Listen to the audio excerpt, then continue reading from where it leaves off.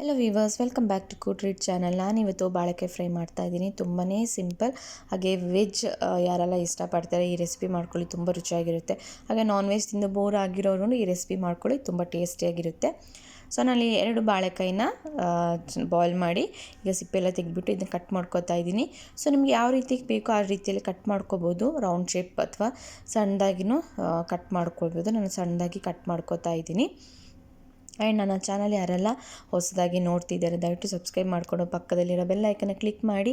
And ನಿಮಗೆ notifications ಬರುತ್ತೆ, so ಈಸಿಯಾಗಿ ನೀವು ನೋಡ್ಕೋಬೋದು. ಯಾರೆಲ್ಲ ವಿಡಿಯೋ ನೋಡಿ ಸಪೋರ್ಟ್ ಮಾಡ್ತಿದ್ದೀರಾ, ರೆಸಿಪೀಸ್ ನೋಡಿ ಕಮೆಂಟ್ ಮಾಡ್ತಿದ್ದೀರಾ, ತುಂಬಾ ಥ್ಯಾಂಕ್ ಯು. ಹೀಗೆ ಸಪೋರ್ಟ್ ಮಾಡಿ, ಇನ್ನು ಮುಂದೆನೂ ಒಳ್ಳೊಳ್ಳೆ ರೆಸಿಪೀಸ್ ಅಪ್ಲೋಡ್ ಮಾಡ್ತೀನಿ. ಆ್ಯಂಡ್ ನೀವು ಕೂಡ ರೆಸಿಪೀಸ್ ಟ್ರೈ ಮಾಡಿ ಕಮೆಂಟ್ ಮಾಡಿ ಹೇಗಿತ್ತು ಅಂತ ತಿಳಿಸಿ. ನಿಮ್ಮ ಫ್ರೆಂಡ್ಸ್ ಫ್ಯಾಮಿಲಿ ಒಟ್ಟಿಗೂ ಶೇರ್ ಮಾಡ್ಕೊಳ್ಳಿ. ಸೊ ನಾನಿಲ್ಲಿ ಸಣ್ಣದಾಗಿ ಕಟ್ ಮಾಡಿ ಇಟ್ಕೋತಾ ಇದ್ದೀನಿ. ನೋಡ್ತಿದ್ದೀನಿ ಇಷ್ಟು ಸಣ್ಣದಾಗಿ ಕಟ್ ಮಾಡ್ಕೊಂಡಿರ್ತೀನಿ.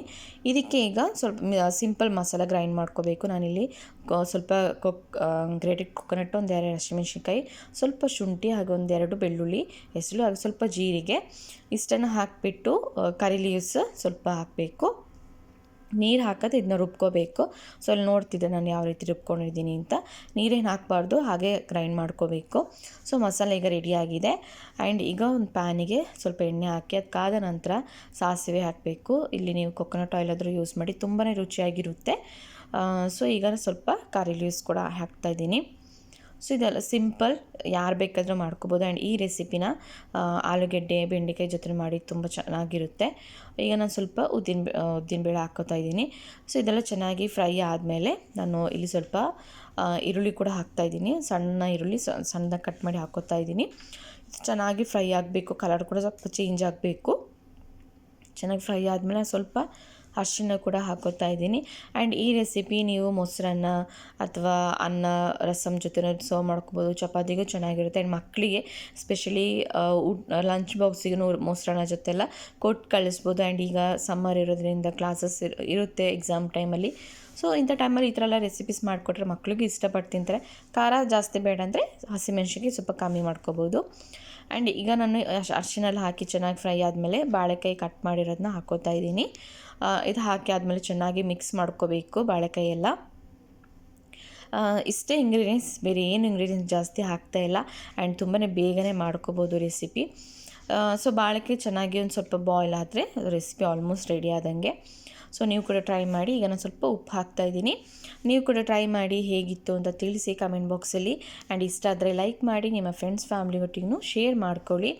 ಸೊ ತುಂಬ ಜನರು ಸಪೋರ್ಟ್ ಮಾಡ್ತಿದ್ದೀರಾ, ಈಗೇ ಸಪೋರ್ಟ್ ಮಾಡಿ.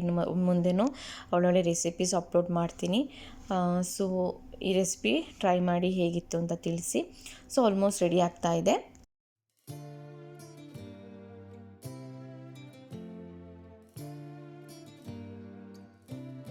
ಸ್ವಲ್ಪ ಚೆನ್ನಾಗಿ ಬಾಯ್ಲ್ ಆದಮೇಲೆ ಸ್ವಲ್ಪ ಮಸಾಲೆ ಏನು ಗ್ರೈಂಡ್ ಮಾಡಿ ಇಟ್ಕೊಂಡಿದ್ದೀವಿ ಕೊಕೊನಟ್ಟೆಲ್ಲ, ಅದನ್ನೂ ಕೂಡ ಹಾಕಿಬಿಟ್ಟು ಚೆನ್ನಾಗಿ ಮಿಕ್ಸ್ ಮಾಡ್ಕೋಬೇಕು. ಸೊ ಚೆನ್ನಾಗಿ ಮಿಕ್ಸ್ ಮಾಡಿ, ಇದೇ ಮೇಯ್ನ್ ಈ ರೆಸಿಪಿಗೆ ನಾವೇನು ಮಸಾಲ ಗ್ರೈಂಡ್ ಮಾಡ್ಕೊಂಡಿದ್ದೀವಿ ಇದೇ ಮೇಯ್ನ್ ಟೇಸ್ಟ್ ಕೊಡೋದು, ತುಂಬಾ ರುಚಿ ಕೊಡುತ್ತೆ. ಸೊ ನೋಡಿ ಟ್ರೈ ಮಾಡಿ. ಸೊ ಚೆನ್ನಾಗಿ ಮಿಕ್ಸ್ ಮಾಡ್ಕೋಬೇಕು. ಆಲ್ಮೋಸ್ಟ್ ರೆಸಿಪಿ ರೆಡಿಯಾಗಿದೆ. ಸೊ ಇನ್ನೇನು ಇದಕ್ಕೆ ಹಾಕೋದು ಬೇಡ. ಸೊ ಉಪ್ಪೆಲ್ಲ ನೋಡ್ಕೊಂಡಿದ್ದೀನಿ, ಉಪ್ಪು ಸ್ವಲ್ಪ ಕಮ್ಮಿ ಇದ್ದರೆ ಹಾಕ್ಕೋಬೋದು ನೀವು. ಸೊ ನೀವು ಕೂಡ ಟ್ರೈ ಮಾಡಿ ಹೇಗಿತ್ತು ಅಂತ ತಿಳಿಸಿ.